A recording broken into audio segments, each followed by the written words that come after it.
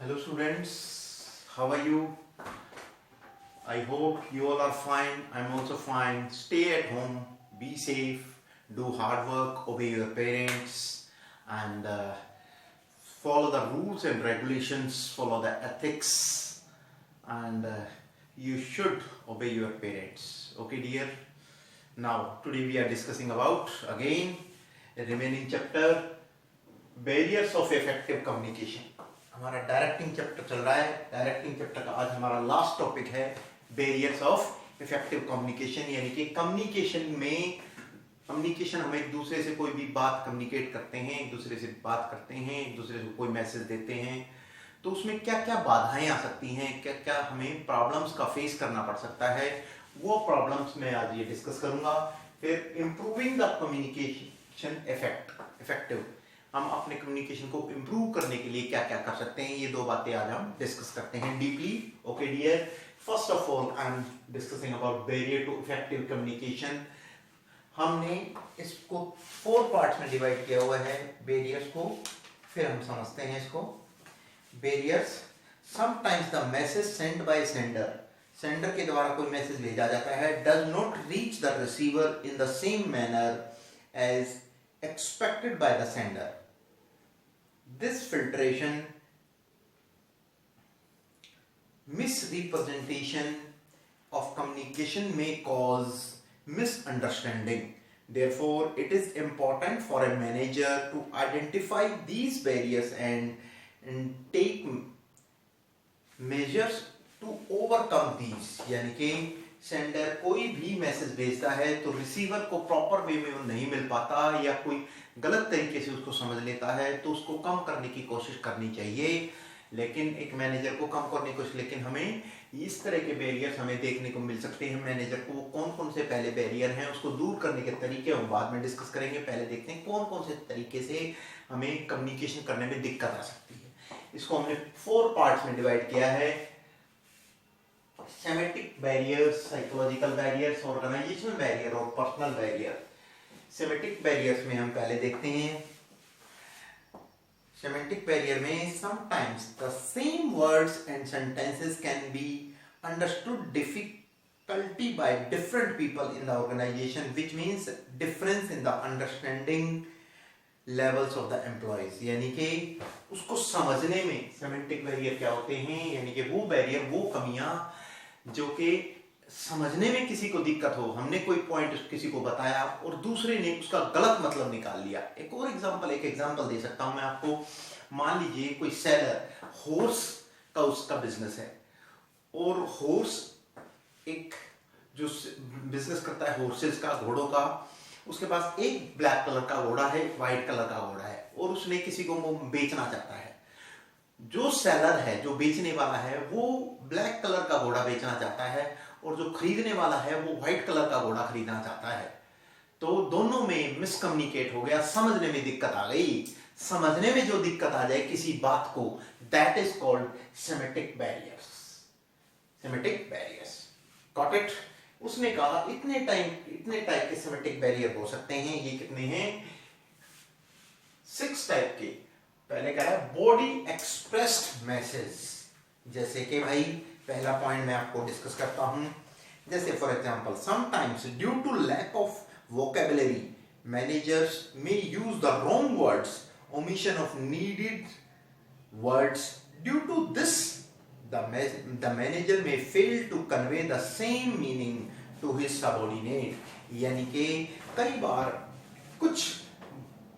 कोई मैनेजर अपने सबऑर्डिनेट को, अपने वर्कर को कोई बात कहना चाहता है, लेकिन उसको प्रॉपर वर्ड नहीं मिल पाता, प्रॉपर वोकैबुलरी नहीं मिल पाती, उसको समझ नहीं आता किस मैनेजर को कि कौन सा वर्ड मैं इस चीज के लिए यूज करूं समझाने के लिए. कई बार ऐसा हो जाता है. इस बैरियर को, इस कमी को कहते हैं हम बॉडी एक्सप्रेस्ड मैसेज. यानी कि कोई मैनेजर जो भी अपॉइंट किया गया, जो हेड अपॉइंट किया गया, अपनी बात दूसरे को प्रॉपर तरीके से नहीं समझा पाता है, तो उसको हम क्या कहेंगे? Body expressed message. ध्यान रहेगा. और सेमेटिक बैरियर में हमने बताया था, यानी कि जो बात हम कहना चाहते हैं दूसरा प्रॉपर तरीके से नहीं समझ पाता. इसमें एक पॉइंट है हमारे दो चार दो 6 पॉइंट हैं। पहले पॉइंट है बॉडी एक्सप्रेस मैसेज, यानी कि कोई भी मैनेजर अपने वर्कर को, अपने सबॉर्डिनेट को कोई बात समझाना चाहता है लेकिन वो नहीं समझा पाता, यानी कि कोई ऐसा वर्ड नहीं मिल पाता उसको जो उसको प्रॉपर वे में उसको बता सके, तो इसको हम क्या कहते हैं, body express message. Now next point, symbols with different meanings, symbols and different meaning. For example, V for victory and V for हम कोई और मैसेज भी समझ सकता है, जैसे हम कोई और वर्ड जिससे हम सिंबल, जैसे कि भाई न्यूज में देते हैं कोई भी सिंबल अगर हम किसी को देना चाहते हैं और उसका मतलब दूसरा गलत निकाल लेता है, तो that is called symbols of different message. इसमें भी मैं आपको एक एग्जांपल दे देता हूं, इसका मीनिंग बता देता हूं। Sometimes a word may have different meanings, receiver may understand the other meaning. For example prize, principle, right. अब देखो प्राइज, PRIC प्राइस और PRIZE प्राइज। PRIC प्राइस माने कीमत और PRIZE प्राइज माने इनाम। अब वो प्राइज या प्राइस इनमें कई बार कंफ्यूजन हो जाती है, तो सिंबल जो हम प्रॉपर वे में कई बार नहीं समझ पाते। और एक एग्जांपल और है, जैसे आप ये कह सकते हैं राइट, WRIGHT राइट और WRIT राइट जी। एक का मीनिंग होता है अधिकार, एक का मीनिंग होता है लिखना, तो पढ़ने में राइट दोनों एक ही वर्ड है, right, WRIT right, RIGHT right, यानी कि वर्ड एक बोलने में सेम है लेकिन उनका मीनिंग अलग अलग है। तो कई बार इस तरह की कंफ्यूजन भी आ जाती है कि हम दूसरे को नहीं समझा पाते, तो उस बैरियर को क्या कहते हैं, सिंबल्स विद डिफरेंट मीनिंग्स। अगला point, faulty translation. Faulty translation means sometimes the workers do not understand the language which is used by the manager, so workers get it translated. If translator is not efficient, he may make mistake in the translation. Due to wrong translation, there may be transfer of wrong message. कई बार faulty समझने में, translate करने में, जैसे आपने तो बात बता दी लेकिन जो वर्कर है, वर्कर उसको ट्रांसलेट नहीं कर पाया, उस वर्ड को, उस चीज को, उस माइंड में जो पॉइंट बताना चाहता था मैनेजर या हेड बताना चाहता था अपने वर्कर को, वो समझ नहीं पाया जो वो कहना चाहता है। इस बैरियर को हम क्या कहते हैं, फॉल्टी ट्रांसलेशन, यानी कि ट्रांसलेट नहीं कर पाए प्रॉपर वे में हम जो मैनेजर बात कहना चाहता है, that is called faulty translation. Now next point we can say that we are discussing unclarified assumptions. Okay, unclarified assumptions means sometimes the worker may misinterpret the assumptions. For example, boss may instruct the subordinate to take care of goods. He may mean that take care of quality of goods, whereas workers may understand that he is instructing to keep the goods safely. तो उसने क्या कहा, take care of goods, और दूसरे ने क्या समझ लिया, उसकी क्वालिटी, उसकी क्वांटिटी के बारे में। उसने, मैनेजर ने कहा कि इसकी टेक केयर ऑफ गुड्स, उसने दूसरे वे में ले लिया। जैसे फॉर एग्जांपल मैनेजर ने कहा अपने एम्प्लॉय को, अपने सबऑर्डिनेट को, अपने वर्कर को टेक केयर ऑफ गुड्स का ध्यान रखो, उसने ये सोच दिया टेक केयर ऑफ क्वालिटी या टेक केयर ऑफ क्वांटिटी कह सकते हो। टेक केयर ऑफ गुड्स में दोनों बातें आ गई कि भाई इसकी गुड्स का ध्यान रखो। अब गुड्स में ये भी हो सकता है नंबर ऑफ क्वांटिटी का ध्यान रखो या क्वालिटी का ध्यान रखो। अब उन दोनों में नहीं पता चल रहा वर्कर को कि मैनेजर जो है कौन सी बात कहना चाहता है, क्वालिटी के बारे में कह रहा है या क्वांटिटी के बारे में कह रहा है। देखो फिर समझो, take care of goods, take care of goods में हम ये भी कह सकते हैं, टेक केयर ऑफ गुड्स में हम ये भी मीनिंग निकाल सकते हैं, सामान का ध्यान रखो। अब सामान का ध्यान रखने में दो बातें हैं, या तो उसकी क्वालिटी पे ध्यान रखो या उसकी क्वांटिटी पे ध्यान रखो, तो वो दोनों में समझने में दिक्कत आ सकती है। तो that is called unclarified assumptions. Now next point, technical jargon. Technical jargon में उसने क्या कहा, while explaining to subordinate, many specialized experts use technical words which may not be understood by the workers. Finance manager announces earning before interest and tax is rupees 20 crore, which means earning before interest and tax. A manager announces today there is a meeting of white collar employees. White collar employees, that means meeting the manager level people. Some employees may understand that employees wearing white shirt having meeting. देखो, अगर मान लीजिए जो head है HOD वो ये कहे कि व्हाइट कॉलर जॉब वाले, व्हाइट कॉलर की आज मीटिंग है, व्हाइट कॉलर की मीटिंग है, तो मैंने वर्कर ये भी समझ सकता है कि व्हाइट कॉलर यानी कि सफेद शर्ट पहन के आओ। अब उसका मीनिंग ये है कि व्हाइट कलर माने जो हेड्स है हमारे, जो हमारा मान लीजिए प्रेसिडेंट है, प्रेसिडेंट कहता है जो व्हाइट कॉलर्स हैं उनकी मीटिंग होगी, व्हाइट कॉलर्स की मीटिंग होगी। व्हाइट कॉलर में कौन आते हैं? जो कि टॉप लेवल पे होते हैं, जैसे मैनेजर। सभी मैनेजर्स की, मान लीजिए एक कंपनी में 10 मैनेजर है काम करने वाले, 10 मैनेजर्स की कौन कहता है? प्रेसिडेंट कहता है 10 मैनेजर्स की जो व्हाइट कॉलर जॉब वाले हैं उनकी मीटिंग होगी आज। अब वर्कर जो हो वो ये समझ लेते हैं कि व्हाइट कॉलर की यानी कि व्हाइट शर्ट पहन के आओ, उनकी मीटिंग है, ऐसा मीनिंग भी निकाल सकते हैं वो लोग। इसको क्या कहते हैं? Technical jargon. तो ये वाली हमारी बैरियर है। Next point, body language and gesture decoding, यानी कि इशारों की भाषा भी कुछ अलग हो सकती है। If manager is telling a joke but there are signs of anger on his face, then worker will get confused। ठीक है जी। कई बार बॉडी लैंग्वेज भी हमारा कोई गलत मैसेज वर्कर को दे देती है। अगर हम मान लीजिए कोई बात वर्कर को कहना चाहते हैं, कोई सीरियस होकर बात कहते हैं और बीच में हम, ताकि उनमें कंफ्यूजन क्रिएट ना हो या फिर हेक्टिक ना हो जाए, मीटिंग बोझ ना लगने लग जाए, इस ड्यूरिंग द टाइम मैनेजर क्या करता है? कुछ जोक्स भी बोल देता है। तो यानी कि ऐसा नहीं है कि वर्कर उसकी बात को सीरियस ना लें, ऐसा नहीं है। ऐसा है कि मैनेजर वर्कर्स को उसकी बात को सीरियस लेना चाहिए। अब मैनेजर ने मान लीजिए कोई बात टॉपिक रखना था, रख दी, लेकिन बहुत मीटिंग के एंड में कुछ स्नैक्स वगैरह दे देते हैं वर्कर को, या कुछ उनको लिक्विड कुछ भी जूस वगैरह दे देते हैं कि ठीक है भाई लीजिए, आपकी हेक्टिक ना हो, या थोड़ा ब्रेक दे देते हैं। इस ब्रेक दे देते हैं, लीनियंटी कर लेते हैं। इसका मतलब ये नहीं है कि मैनेजर उनकी तरफ ये कह रहा है कि आप रूल रेगुलेशन फॉलो मत करना, जो मैं बात कहना चाहता हूं उसको मत समझो, मत मानो, ऐसा नहीं है।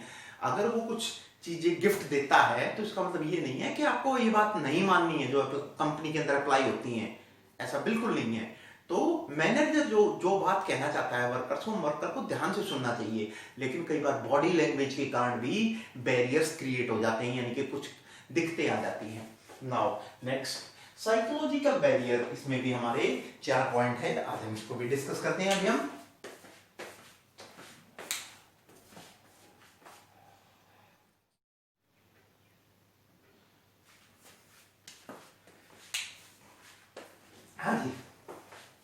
Psychological premature evaluation, psychological barrier के बारे में एक बार देख लेते हैं।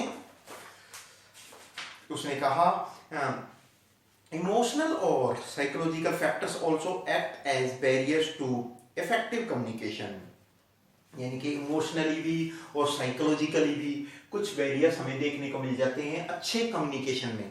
कम्युनिकेशन नहीं हो पाता, इन कारणों से भी, ये भी कारण हो सकते हैं। Number 1, premature evaluation, it means deriving conclusions before completion of message. Sometimes people evaluate the meaning of message before the sender completes the message। कई बार अगर मान लीजिए मैनेजर अपने वर्कर को कोई बात कहना चाहता है तो कई बार पहले ही प्रिडिक्ट कर लेते हैं माइंड में वर्कर्स, हाँ ऐसा होगा, ऐसा होने वाला है, तो उस कारण भी बैरियर देखने को मिल सकते हैं। जैसे मान लीजिए अभी, जैसे फॉर एग्जांपल फ्यूचर में जैसे हमारे नेक्स्ट टाइम दिवाली आएगी, दिवाली का कुछ गिफ्ट मिलेगा, तो वर्कर कुछ ऐसा इवेल्युएट कर लेते हैं कि कंपनी को प्रॉफिट हुआ है तो अच्छा गिफ्ट मिलेगा, माइंड में पहले ही सोच लेते हैं। तो इस कारण से भी हमें दिक्कत आ सकती है।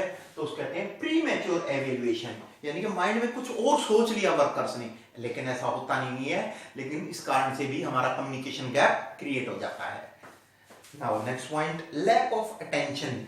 कई बार हम कोई बात ध्यान से नहीं सुनते हैं, जैसे मैनेजर कोई बात बताना चाहता है अपने वर्कर को, उसकी बात हम नहीं मानते या नहीं सुनते हैं ध्यान से, इस कारण से भी हमें अपना बैरियर्स देखने को मिल सकता है। Loss by poor retention, loss by उसने क्या कहा, loss by transmission,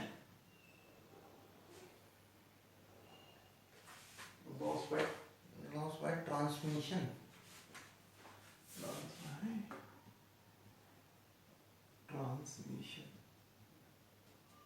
loss by transmission and poor retention,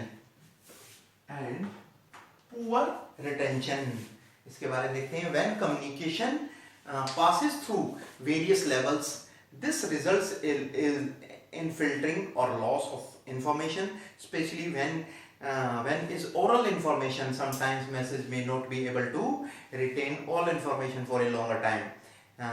They may ignore some of the information when they are not interested.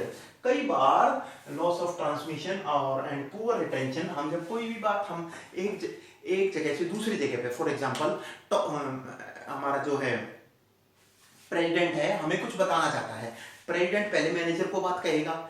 अगर ओरल कम्युनिकेशन होगा तो इसमें और भी ज्यादा दिक्कत आएगी। रिटर्न में तो फिर भी हम सोच सकते हैं कि हाँ कम्युनिकेशन ठीक जाएगा, लेकिन ओरल में तो कम्युनिकेशन कुछ का कुछ हो जाता है। जैसे फॉर एग्जांपल प्रेसिडेंट ने कोई बात वाइस प्रेसिडेंट को कही, वाइस प्रेसिडेंट ने मैनेजर्स को कही, और मैनेजर्स ने अपने असिस्टेंट मैनेजर को कही, असिस्टेंट मैनेजर्स ने ऑफिसर को कही, ऑफिसर्स ने किसको कही, फोरमैन को कही, और फोरमैन ने वर्कर को कही।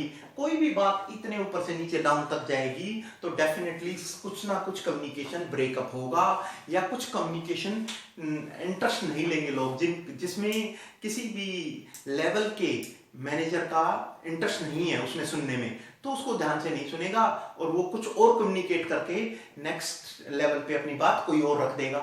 तो अपनी इंटरेस्ट पे भी डिपेंड करता है। अगर हमें अच्छी लगी वो बात हमारे फायदे की तो हम सुनेंगे, और कई बार हमारे फायदे की नहीं है तो नहीं सुनेंगे हम कई बार। तो इस कारण से भी हमने कम्युनिकेशन गैप क्रिएट हो जाता है। Last point we can say that distrust means distrust between the communication and receiver also act as a barrier to effective communication. They may not understand each other message in the original sense. Secondly, they do not give much importance to the information exchanged between them. यानी कि कोई भी बात distrust क्या होती है, कोई भी बात हम एक दूसरे को कहना चाहते हैं और नहीं समझना चाहते, छोड़ देते हैं, एक दूसरे को ध्यान नहीं देते। Now next point, organisational barrier, यानी कि संस्था में भी कुछ कमियां हैं, कुछ बैरियर्स हैं जो कम्युनिकेशन गैप क्रिएट हो जाता है। पहला, ऑर्गेनाइजेशन पॉलिसी, कुछ पॉलिसी ऐसी बन गई हैं जो वर्कर सुनना नहीं चाहते, मैनेजर जानना नहीं चाहते। Now next point, rules and regulations हमारे कुछ इतने हार्ड हो गए हैं, दूसरे फॉलो नहीं करना चाहते, इसलिए इस कारण से भी हमारा कम्युनिकेशन गैप हो जाता है। स्टेटस डिफरेंसेस, अगर स्टेटस पे बात आती है मैं उसकी क्यों सुनूं, मैनेजर कहेगा वर्कर की मैं क्यों सुनूं। अगर वर्कर कोई फीडबैक देना चाहता है तो कहता मैं इसकी क्यों सुनूं, मैं खुद देखूंगा, इस चीज को एनालाइज करूंगा।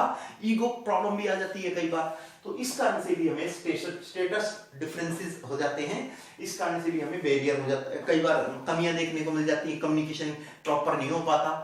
नेक्स्ट पॉइंट, कॉम्प्लेक्स ऑर्गेनाइजेशन, कई बार हमारी ऑर्गेनाइजेशन में एक प्रोसेस इतना कॉम्प्लेक्स होता है, इतना उलझा हुआ होता है कि हम समझ नहीं पाते उस चीज को, इस कारण भी हो सकता है कई बार बैरियर। ऑर्गेनाइजेशन फैसिलिटीज कई बार नहीं मिल पाती, फैसिलिटी हमें कोई किसी चीज को जानने की, जैसे मान लीजिए एक बड़े हॉल में 5000 एम्प्लॉय बैठे हैं और बात को सुन रहे हैं, उनके स्पीकर लगे हुए हैं, हो सकता है इस इतने एम्प्लॉयज के बीच में कोई बात आपस में, कोई जैसे किसी भी रो वाले एम्प्लॉय आपस में बात करने लग जाए, और जो मैनेजर कोई बात कहना चाहता है वर्कर को वो सुने ना, जो सुनना चाहते हैं वो नहीं सुन पा रहे हैं। तो इस कारण से भी हमारा कम्युनिकेशन गैप क्रिएट हो जाता है।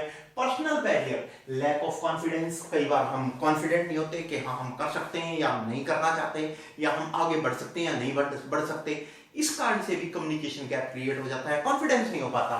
फिर नेक्स्ट, लैक ऑफ इंसेंटिव्स, यानी कि हमें पता है अगर हम काम करेंगे या बात कोई सुनेंगे या ध्यान देंगे किसी बात पे, हमें उस पर कुछ इनाम तो मिलना नहीं, हम क्यों सुने फिर, अननेसेसरी किस लिए बात पे ध्यान दिया जाए, इस कारण से भी कम्युनिकेशन गैप क्रिएट हो जाता है।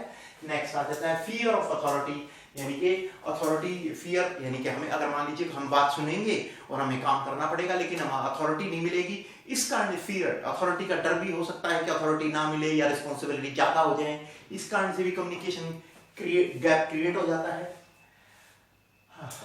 अनविलिंगनेस ऑफ कम्युनिकेट, और हम चाहते ही नहीं सुनना हम किसी की बात, हमने अच्छा नहीं लगता हमें नहीं सुनना किसी की बात, अनविलिंगनेस कई बार ऐसा भी क्रिएट हो जाता है, इसमें कह सकते हो आप अनविलिंगनेस में उसने कहा sometimes employees are unwilling to communicate the superiors if they fit it may negatively affect their own interest. Now अब हम कह सकते हैं इस तरह के बैरियर्स हमारे जो हमें कमियां हैं वो देखने को मिली। अब हम इसको इम्प्रूव कैसे कर सकते हैं कम्युनिकेशन को? Clarify the idea before communication. कोई भी बात अगर हम कहना चाहते हैं उससे पहले क्लियर कर दो, कुछ नेट पे नोट्स डाल दो या उसकी ईमेल आईडी पे डाल दो या व्हाट्सएप पे कुछ मैसेज भेज दो पहले, कम्युनिकेट करने से पहले, यानी कि उसको समझ आ जाए दूसरे को कोई बात जो कहना चाहते हैं हम। Now next point, communication according to the need of the receiver। जो रिसीवर जो मैसेज हम भेजते हैं उसके नीड के अकॉर्डिंग होना चाहिए कम्युनिकेशन, ये नहीं अननेसेसरी का कम्युनिकेशन, अननेसेसरी की थॉट्स, नंबर ऑफ पेजेस हम उसको भेजे जा रहे हैं वो पढ़ेगा ही नहीं, तो उसका मतलब ये है communication according to the need of receiver, receiver की आवश्यकता के अकॉर्डिंग ही उसको मैसेज भेजो ताकि वो समझ सके और समझना चाहे।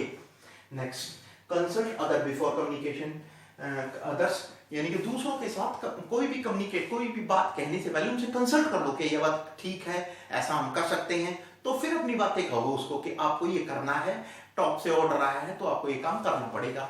नेक्स्ट पॉइंट, हाँ, use of proper language, tone and content of the message, यानी कि प्रॉपर लैंग्वेज यूज की जाए, टोन यूज किया जाए। ऐसा नहीं है कि भाई आप उसको कोई बात कहना चाहते हैं और आपकी लैंग्वेज दूसरी है, आप उसको अपनी बात जर्मन लैंग्वेज में बता रहे हैं, उसको जर्मन लैंग्वेज आती नहीं है, तो उसको लैंग्वेज उसी लैंग्वेज में समझाओ जिसको लैंग्वेज आती है।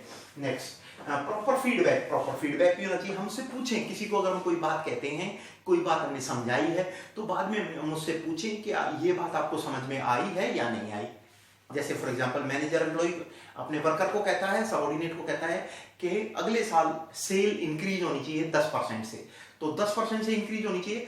बाद में उससे जब हमने कम्युनिकेट कर लिया है तो बाद में मीटिंग के बाद उससे पूछें कि ये बात समझ आ गई है या नहीं आई आपको, तो that's called feedback. Now next point, communication for the present as well as for future, यानी कि जो हम कम्युनिकेट करते हैं, कोई बात हम उसको बताते हैं, प्रेजेंट के लिए भी हो और फ्यूचर के लिए भी हम ऐसी बात कहें, उससे कम्युनिकेट करें ताकि फ्यूचर के लिए भी उसको लिए भी बेनिफिट हो और हमारे लिए भी बेनिफिट हो। Now next point, we can good listener, यानी कि जो हम बात कहना चाहते हैं वो दूसरा एम्प्लॉय जो वर्कर है वो अच्छा लिसनर हो ताकि वो सुने बात को और हम भी सुने, हम वो था, अगर हम दोनों ही अच्छे गुड लिसनर होंगे तो कम्युनिकेशन हमारा अच्छा इंप्रूव हो जाएगा। Now next point, open mind होना चाहिए। अगर हम कोई भी बात कहना चाहते हैं वो अच्छे से समझे इस बात को और वो जो फीडबैक देता है हम भी अच्छे से सुने उसकी।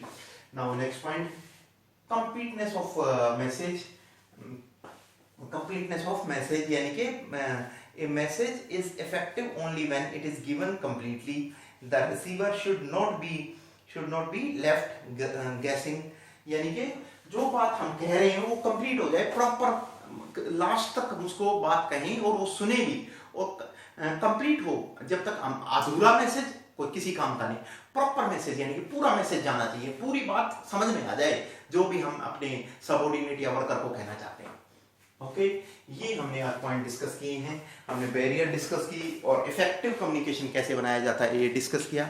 Okay students, see you in next video.